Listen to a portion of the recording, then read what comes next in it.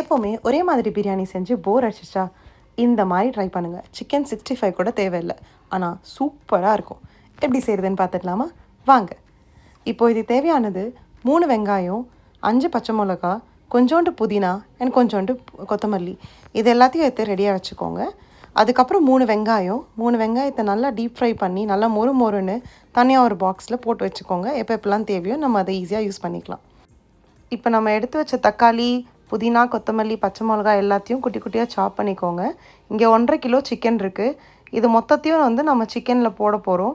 போட்டுட்டு கொஞ்சோண்டு கொத்தமல்லியும் கொஞ்சோண்டு புதினாவும் எடுத்து தனியாக வைக்க போகிறோம் கார்னிஷ் பண்ணுறதுக்காக. ஸோ இந்த மாதிரி தனியாக இவ்வளோ எடுத்து வச்சுக்கோங்க. இப்போ இதுக்கு தேவையான பொருட்கள் என்னென்னு பார்த்துடலாம். ஃபஸ்ட்டு ஒரு டேபிள் ஸ்பூன் அளவு வினிகர் ஆட் பண்ணிக்கோங்க. வினிகர் இல்லை நம்ம வீட்டில் இருக்க லெமன் கூட ஆட் பண்ணிக்கலாம். கூடவே வந்து சிக்கன் பிரியாணி மசாலா ஒரு டேபிள் ஸ்பூன், ஒரு வீட்டிலே அரைச்ச ஒரு ரெட் சில்லி பவுடர் இருந்ததுன்னா உங்களுக்கு கரெக்டாக இருக்கும். ஸோ 1 டேபிள் ஸ்பூன் வரை காஷ்மீரி ரெட் சில்லி பவுடர் போட்டுக்கோங்க. இது வந்து நல்ல கலர் கொடுக்கும், காரமும் வந்து அந்த அளவுக்கு இருக்காது. கூடவே வந்து கறி மசாலா பவுடர்னு இருக்கும், அது ஒரு டீஸ்பூன் போட்டுட்டு கொஞ்சோண்டு கரம் மசாலா ஒரு டேபிள் ஸ்பூன் போட்டுக்கோங்க. கூடவே கொஞ்சோண்டு மஞ்சள், ஒரு 3 கரண்டி தயிர். இதுதான் வந்து உங்கள் சிக்கனை நல்லா சாஃப்டாக ஆக்கும். ஸோ 3 ஃபுல் கரண்டி வந்து தயிர் நம்ம சேர்த்துக்க போகிறோம். இப்போ கூடவே தேவையான அளவு உப்பு. இப்போ நம்ம 3 வெங்காயத்தை நல்லா டீப் ஃப்ரை பண்ணி மொறுன்னு தனியாக எடுத்து வச்சுருக்கோம்.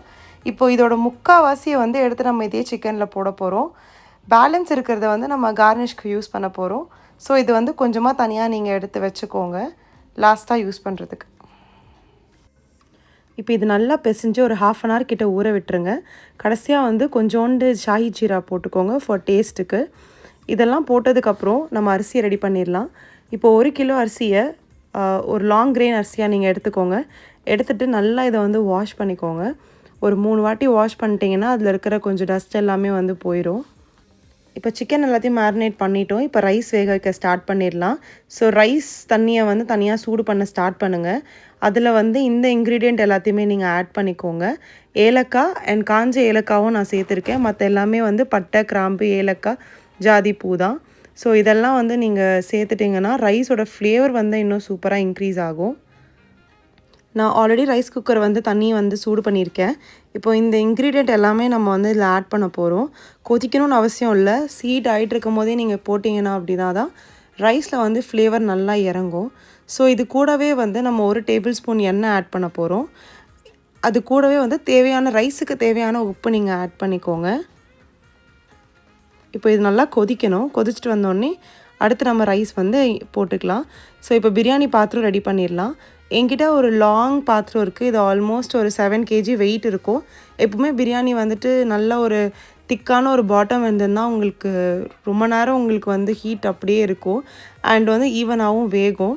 ஸோ இதுதான் வந்து இப்போ நான் யூஸ் பண்ணிகிட்ருக்கேன். இது வந்து கேரளாவில் நாங்கள் வாங்கினோம். ஸோ அப்போத்துலேருந்து இப்போ வரைக்கும் பிரியாணினா இதுதான் ஐடியலான ஒரு வெசல்.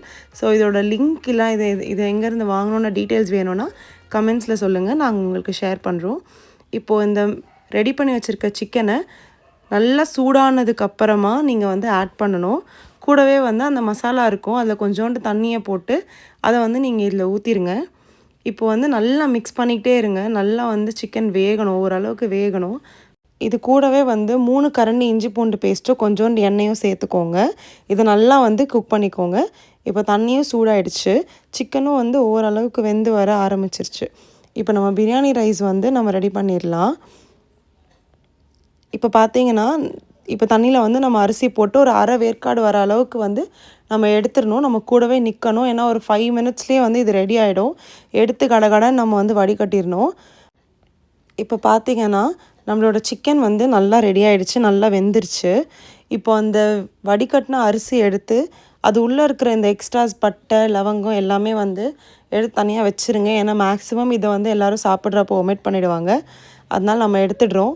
இப்போ அதை அப்படியே எடுத்துகிட்டு வந்து நம்மளோட பிரியாணி பாத்திரத்தில் நம்ம வந்து ஸ்ப்ரெட் பண்ண போகிறோம். இது நல்லா கொட்டிட்டு ஈவனாக நீங்கள் ஸ்ப்ரெட் பண்ணிவிடுங்க. கண்ணுக்கு தெரிகிற பட்டை எல்லாமே வந்து நீங்கள் எடுத்துருங்க. எடுத்துட்டா உங்களுக்கு சாப்பிட கொஞ்சம் ஈஸியாக இருக்கும். ஸோ இந்த அளவுக்கு வந்து அரிசி வெந்தால் போதும், ஒன்றும் பாதியமாக வெந்தால் மட்டும் நமக்கு போதும்.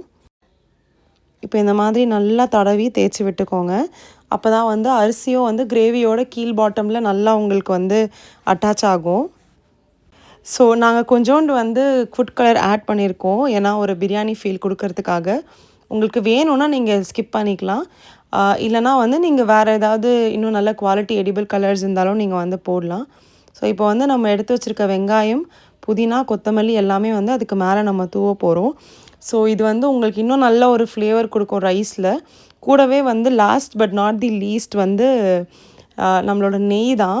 இதெல்லாம் போட்டதுக்கப்புறம் ஒரு கரண்டி ஒரு 2 டேபிள் ஸ்பூன் நெய் எடுத்து அழகாக அது மேலே வந்து ஊற்றி விட்டுருங்க.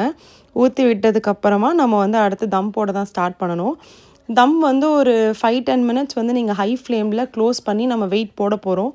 போட்டுட்டு நீங்கள் அங்கேயே பார்த்தீங்கன்னா அந்த சைட்லேருந்து கொஞ்சம் புகை வர ஸ்டார்ட் பண்ணும். அந்த டைமில் வந்து நம்ம பிரியாணியை வந்து மூடி எடுத்துடணும் அண்ட் கேஸும் நம்ம வந்து ஆஃப் பண்ணிடணும். அதுதான் கரெக்டான ஒரு வே. ஸோ இப்போ வந்து நெய் ஊற்றியாச்சு. இப்போ வந்து நம்ம தம் போடுறதுக்கு மூடிட்டோம். ஒரு 5 மினிட்ஸ்க்கு அப்புறம் பிரியாணி எடுங்க பார்ப்போம். இப்படி தாங்க இருக்கும் பிரியாணி. சும்மா சூப்பராக இருக்கும். ரைஸ் எல்லாம் ஒன்று வந்து உடையவே உடையாது. அண்ட் நீங்கள் லைட்டாக எடுத்து பார்த்தீங்கன்னா அப்படியே உங்களுக்கு அந்த ஹைதராபாதி பிரியாணி ஃபீல் உங்களுக்கு பயங்கரமாக கிடைக்கும். இப்போ பீஸெல்லாம் எடுத்து சாப்பிட்டு பார்த்தீங்கன்னா இந்த பிரியாணியை நீங்கள் வீக்லி செய்வீங்க. மறக்காமல் ட்ரை பண்ணிவிட்டு கமலாஸ் கிச்சன் ஃப்ளேவர்ஸை ஃபாலோ பண்ணுங்கள்.